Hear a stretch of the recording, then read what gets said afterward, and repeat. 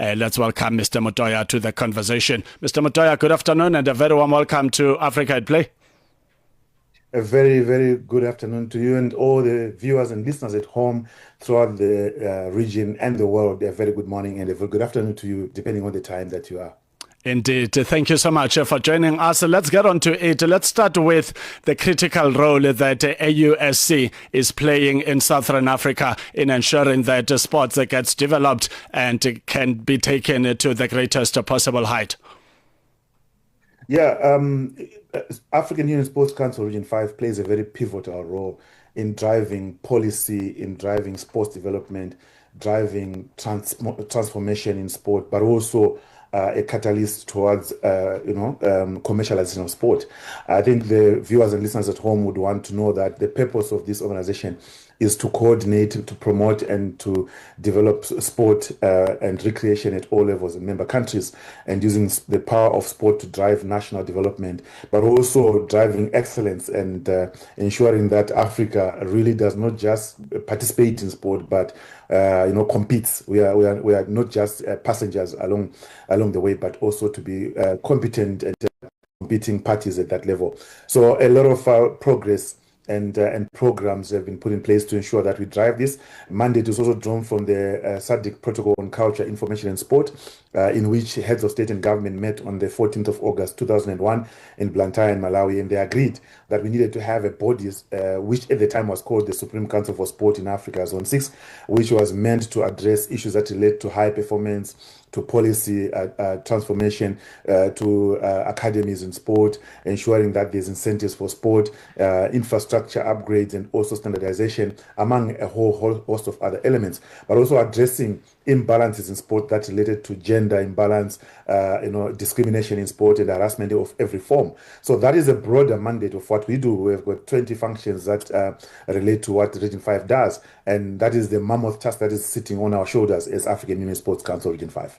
Mr. Mutoya, you've also touched on the upgrade of infrastructure and facilities across the region, and I'd like to follow up on that issue, because if you take it to the game of football, you're talking about COSAFA, which is the mother body of the game in Southern Africa. Their tournaments are taking place in South Africa. Back in the days, it used to be a rotational system, but we're talking about a decade, if not more, of the same tournament, both male and females, taking place in South Africa. That does not speak to infrastructure development. Do you get to sit with mother bodies like COSAFA to share ideas? Because if AUSC is driving infrastructure development in terms of facilities as well, but other bodies are not looking at it in the same way as AUSC, you could be finding yourself in a situation where you are a bit retrogressive, not because you are not doing what's supposed to be done, but the stakeholders that could be coming on board have a different idea on the table. Indeed, it's one of the most topical issues that we are addressing now, and ensuring that we sing from the same hymn sheet between ourselves as Region 5 and the regional sports confederations. By the way, it is part of our constitutional mandate to ensure that we establish regional sports confederations, the likes of COSAFA, COSANA, COSAHA, FIBA, Zone 6 and all that. And we've got 23 of such confederations, and we are in the process of creating more. The idea is that they have to be the catalyst for infrastructure development, because they are the ones that really know the specifications and own the sport, and we drive policy and resources from governments to ensure that this is done. But also we are realizing that governments alone cannot do it, and so we are roping in international federations. So yes, it's a fight that we need to speak from the same sheet, and like you say, in football in particular, we are particularly concerned that out of our 10 member countries, there's very few of them that has got facilities that are accredited and approved by FIFA and CAF.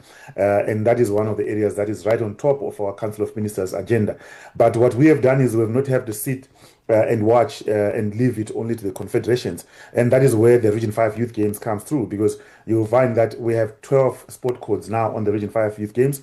And one of the expectations is that a country that hosts the Region 5 Youth Games has to have internationally accepted and accredited facilities that are used for this competition. So we then work with the respective confederations to ensure that the specifications for those infrastructure is also given to the countries for them to prepare.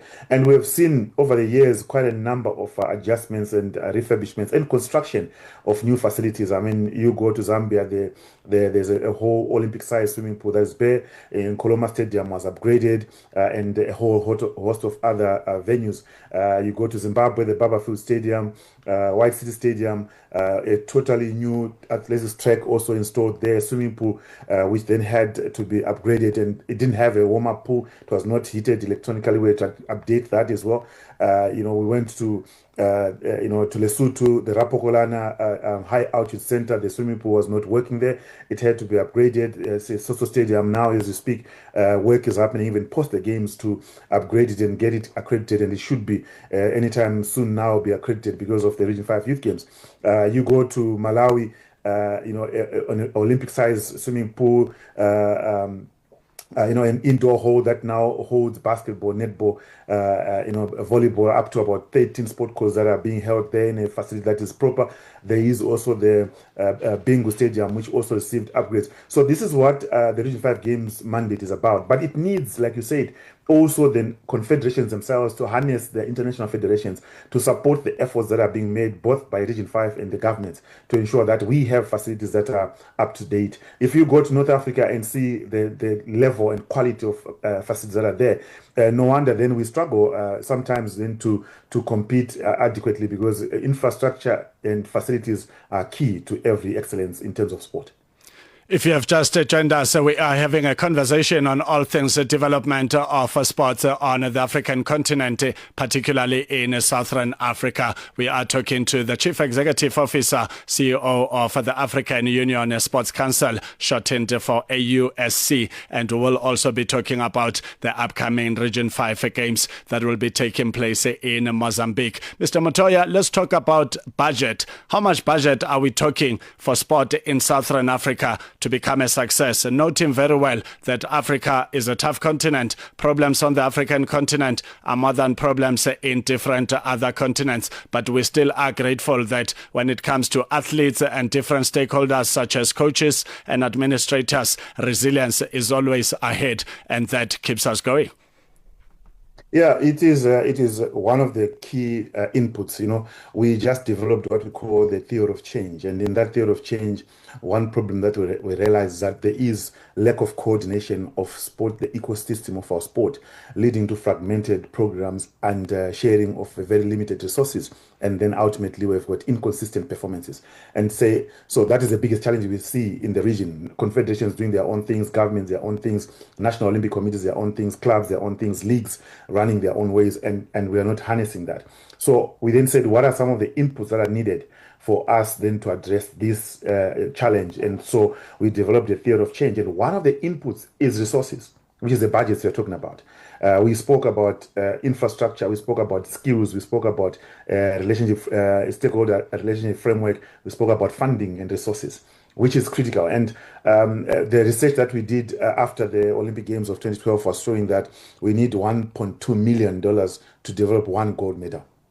So I'm just trying to give the base of what is the relative budget just for qualification, or just for us to win an Olympic medal. And you put in this ecosystem coach development, you put infrastructure, you put incentives, so we are talking of an industry here that is driving the mandate of sport. And largely, most of our countries, the whole sports budget for a ministry will be around $8 million on average, and a few where you find some budgets going in excess of over 100 million. But the budget becomes a critical element.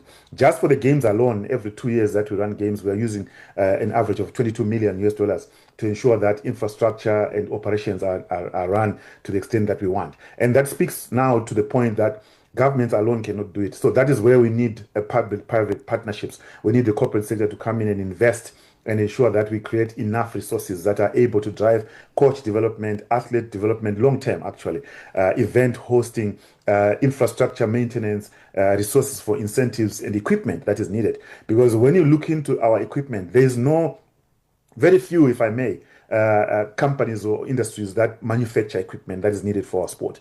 You have a few agents that relate to other international manufacturers where they then assemble such kind of equipment. And when it does that, the cost of us then accessing that equipment becomes huge, and it has an impact on the budget. So the budget for sport becomes a critical element, as far as we're going. But when you look at some of the best cases that we are seeing in terms of consistency in winning, a winning culture in some of our countries, you look at Botswana, you look at South Africa, to some extent you look at Namibia, and say, what is it that we're running? And that's kind of the prototype we're taking now and the research we're getting in there, so that we have a conversation and a dialogue with our principals and government to then say, if we are really serious about sport, it needs serious investment that can also provide enough resources to address the ecosystem of sports science, sports medicine, nutrition, artificial intelligence, ICT, digital technologies. Because sport has become scientific now, and there's no need,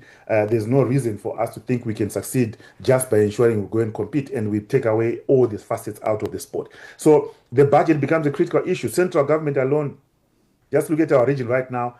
We are susceptible to flooding, extreme climate, extremities that are happening, heat waves, floods, displacement of people, and so on. We are lucky that we are operating in a stable region politically, where there's no unrest per se. But we are facing challenges that are competing priorities with our governments as far as budgeting is concerned. So you find it's difficult for government then to allocate resources, enough resources to sport when people are displaced by the floods or displaced by one thing or the other. So there is where we want now to ensure that we drive the commercialization aspect to commodify our sport and bring in private sector for investment, so that we are able now to get our infrastructure also not just being white elephants out there. How do we harness the commerce of sport out of our facilities? How do we package our athletes? How do we package our programs? And how do we ensure that we join with the private sector? But indeed, the budget issue becomes critical.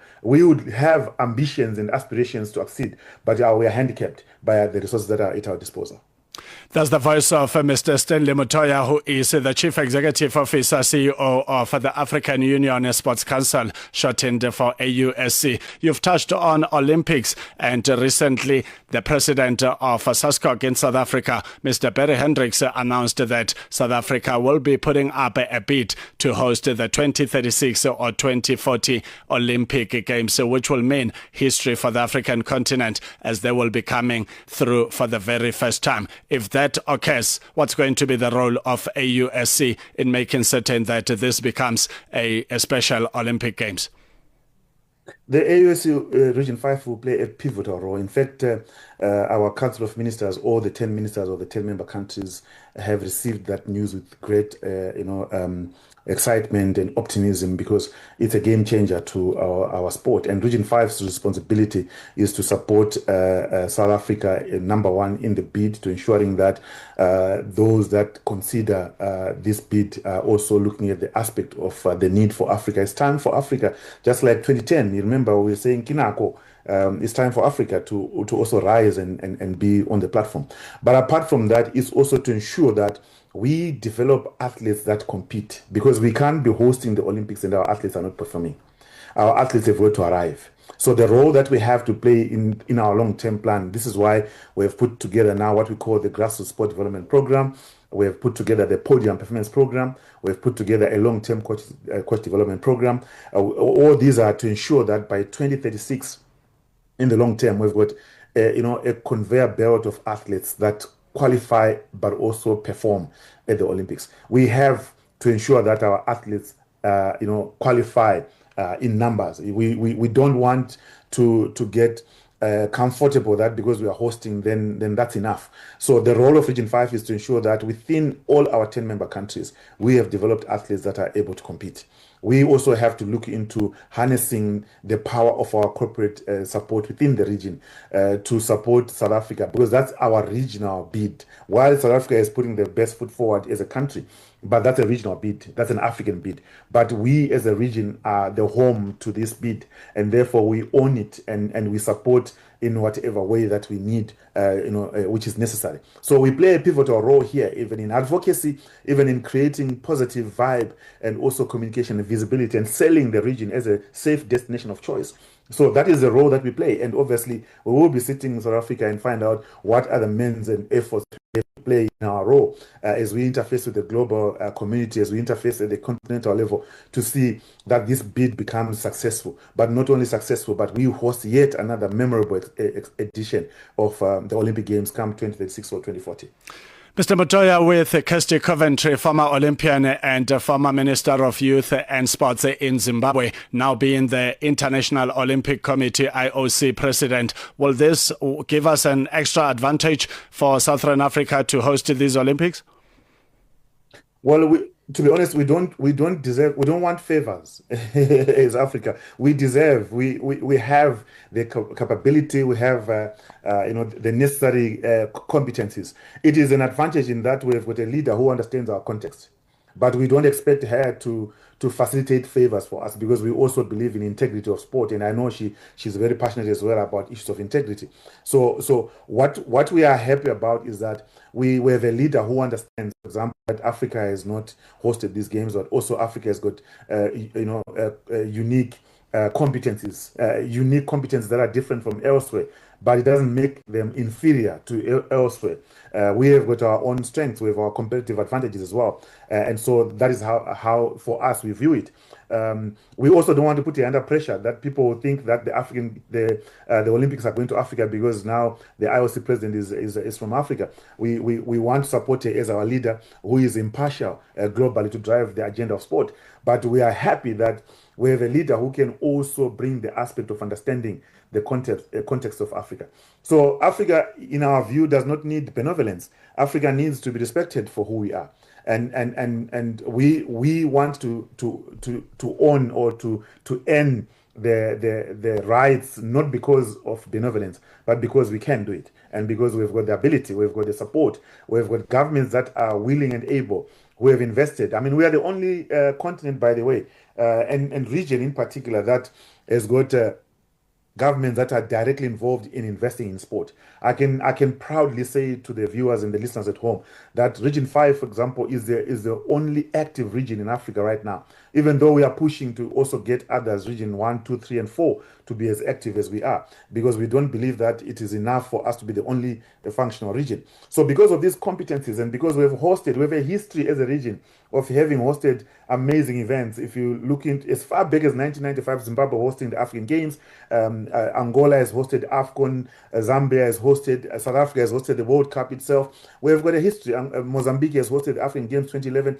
As a region, we've got a history, we have the competencies, we have the experience, and we've got the goodwill from our governments to support the bids. So we are happy that we have got an African citizen, a region citizen, by the way. She is a daughter of the soil, having been part of even our Council of Ministers here in Region 5, an athlete of note, and also a minister in Zimbabwe. So she brings in that element of understanding Africa. But we also don't want to put her under pressure to give favors to Africa, because we deserve, and we know we are capable, and we're able to deliver, just like everybody else in the world. Mr. Mutoya, you've rightfully indicated that Mozambique hosted All Africa Games in 2011, and I was part of those games. And we see now a situation where 15 years later, they will be hosting the Region 5 Games. How are the preparations? Preparations are at an advanced stage right now. As we speak, we'll be meeting. The games are happening from 4 to 13 December 2026. Viewers and listeners at home would remember that we host these games every 2 years in alphabetical order and rotation. And Mozambique was the first inaugural host of these games in 2004. and now the games come back home. 22 years after they hosted it in 2004, and also 15 years after hosting the African Games. So preparations are really at an advanced stage. We are happy with the government goodwill support from the highest level at government level. We have had our teams of confederations already inspecting facilities in Mozambique. We will be meeting from the 17th to the 22nd of April with our chefs de mission, so that our entries and other elements that relate to the games are in advanced stage. As I speak to you right now, all the countries have already entered the sport course that they are going to be participating in. And for the benefit of the viewers at home, the menu itself includes athletics, which is going to involve wheelchair athletics as well as part of our inclusion revolution, as well as athletes for visually impaired athletes. Athletics for visually impaired athletes. We have basketball, which also includes 3x3 basketball. There's also boxing, which of course includes female boxing as well. There is football, as usual. We have judo, there's netball, there's swimming, there's tennis, there's taekwondo, there's volleyball, there's karate, and Special Olympics as part of the games, because we are driving an inclusion revolution where we're saying this is a leading home. And a home is where everyone is welcome, in spite of their ability or disability. So we are making it a very inclusive games. So preparations are at an advanced stage. We are at the moment, we have just finalized the technical rules. We have finalized the various manuals, and we are ready for the countries to come in and view the venues where their athletes are going to be competing. So 17 to 22 April, we will be having our chefs de mission meetings in Mozambique. We are already in the process of acquiring of equipment that's needed. Refurbishments are starting soon for most of the infrastructure and venues that will be involved in the games. Mozambique is at an advanced stage right now, even of refurbishing the Mashawa Stadium, which is receiving a very extreme makeover, if I may. And is going to be part of the cast of facilities that will be involved in the games. So we are happy with the progress made. Obviously, it's never enough. We always want to be far ahead in terms of preparations, but so far we are happy with the progress being made. We will be launching officially the games in April, and all things being equal, the head of state of Mozambique will be officiating at the launch of these games to make a bold statement even to our corporate world that this is a platform for us to invest in the young people. Listen, these games have a decorated history of what they've done to our athletes. As far back as 2004, the likes of Collins Mbesuma were part of the cast at the inaugural games, and we know what eventually happened to Collins Mbesuma. The likes of Caster Semenya in 2008 in Potchefstroom. We went to 2010 in Eswatini. The likes of Wade van Niekerk were on the track. 2012, when we were in Zambia, the likes of Nigel Amos from Botswana, who became the world junior champion at the time. Naomi Ruele from swimming was also part of that. 2014, when we were in Zimbabwe, Team Zambia, that was under 17 at the time, and went on to qualify for the South Korea World Cup. And in that team, guess who? The likes of Patson Daka were part of the Region 5 games in Zambia in 2014. Fast forward to Botswana 2018, Christine Boma from Namibia was in Botswana. 2 years later, she was winning a silver medal in Japan at the Olympic Games. And the list goes on. I mean, the Flames, the little Flames of Malawi, the ladies team, went on to become the COSAFA champions after having competed in the Region 5 games. And the story of the heroes and heroines of these games continues. So we see the power of these games, and obviously the changing of lives of our people, the likes of Tebogo Letsie, and so on. And the power that it brings is amazing. So our preparations are at an advanced stage. We want also other lives to be changed in Maputo. We don't know who is going to come through now and also be writing their own story in the annals of history out after these games. And obviously it will require also more hands from you in the media, from the corporate sector and private sector, to ensure that we change lives, because that's what we do. We don't follow standards, we set them. That's the voice of Mr. Stanley Mutoya saying we don't follow standards, we set them. And we were talking all things the development of sports in Southern Africa. And I'm hoping that the CEO, when he returns to the boardroom, he will also add the notion of those sporting codes that makes countries like the United States of America, Britain and China look superior, where they are always in the top 3 or top 5 of the medals table at the Olympics, and Africa running short because because we don't capitalize on different other sporting codes and always complaining about lack of facilities and infrastructure. But we are changing the narrative because we know Africa is capable. Mr. Mutoya, thank you so much for an awesome conversation. All the best moving forward. And thank you for devoting your life and your team's life to the development of sports in Southern Africa. Thank you to you for the amazing job you are doing to speak the story of Africa by Africa for Africans. We really do appreciate you. And for everyone, the listeners at home and the viewers that are at home, let's continue being proud of being Africans. Let's aspire to inspire before we expire.